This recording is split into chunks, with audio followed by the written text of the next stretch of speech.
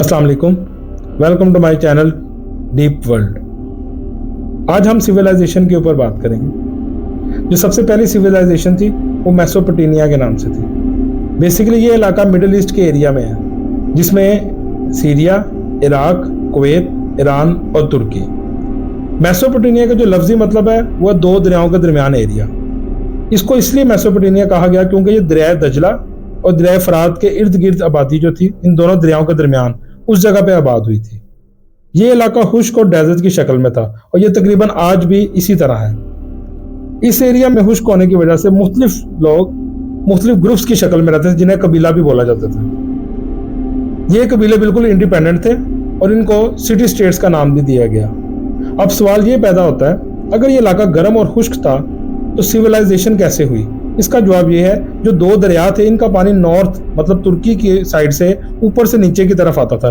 क्योंकि पानी में मिनरल भी साथ आए थे, तो वहां पे रहने वाले सिटी स्टेट्स के जो लोग थे अपनी अपनी सिटी स्टेट्स में इन्होंने पानी को इकट्ठा करना शुरू किया और एक नहरी निज़ाम, छोटा सा एक नहरी निज़ाम बनाया जिसे इरिगेशन सिस्टम कहते हैं। यहाँ पर 4 मेजर ग्रुप्स रहते थे जिनके बारे में हम बात करेंगे और इनको मेजर सिटी स्टेट्स भी कहते हैं, जिसमें सुमेरियन, अकेडियन, असीरियन और बेबीलोनियन।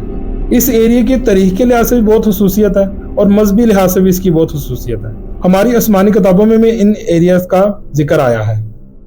कुछ मजहबी स्कॉलर की राय के मुताबिक हजरत इब्राहिम की पैदाइश भी इस जगह पे हुई है और उन्होंने अपनी इब्तदाई जिंदगी भी इसी एरिया में गुजारी। अब जो हम पहली सिटी स्टेट्स पे बात करेंगे उसका नाम है सुमेरियन सिटी स्टेट्स। बेसिकली ये इलाका आज मौजूदा दौर के टाइम के लिहाज से ये इराक के करीब तरीन इलाका था। इस सिटी स्टेट्स के लोगों ने व्हील का इन्वेंशन किया। उसके अलावा 60 बेस सिस्टम, जिसे हम आज मिनट की शक्ल में 60 मिनट्स के साथ 1 आवर बनाते हैं, ये 60 बेस सिस्टम वहां से शुरू हुआ। इसके अलावा साल को इन्होंने 12 हिस्सों में तकसीम किया जिसे 12 मंथ सिस्टम कहते हैं, और 7 डेज सिस्टम, वीक सिस्टम भी इनके दौर में शुरू हुआ। इस सिविलाइजेशन ने अर्लीस्ट फॉर्म ऑफ राइटिंग भी शुरू की, जिसमें इस राइटिंग को कोनिया फॉर्म बोला जाता था। ये बेसिकली पिक्चर राइटिंग थी और अपने रिकॉर्ड बनाने के लिए इस राइटिंग का इस्तेमाल करते थे। क्योंकि इन्होंने बार्टर सिस्टम शुरू कर लिया था, इसलिए इनको रिकॉर्ड बनाने के लिए इस राइटिंग को इस्तेमाल करना पड़ा। और ये अपनी दूसरी स्टेट के साथ तजारत करना शुरू कर दी इन्होंने। जो एक स्टेट थी वो दूसरी स्टेट से बार्टर सिस्टम के जरिए तजारत करती थी। रिलीजियस के लिहाज से ये लोग बुतों की पूजा करते थे। इनके बहुत सारे बुत थे, लेकिन जो 3 मेजर बुत थे जिनकी इबादत करते थे वो एक सूरज को खुदा मानकर, चांद को खुदा मानते थे और सितारों को भी खुदा मानते थे।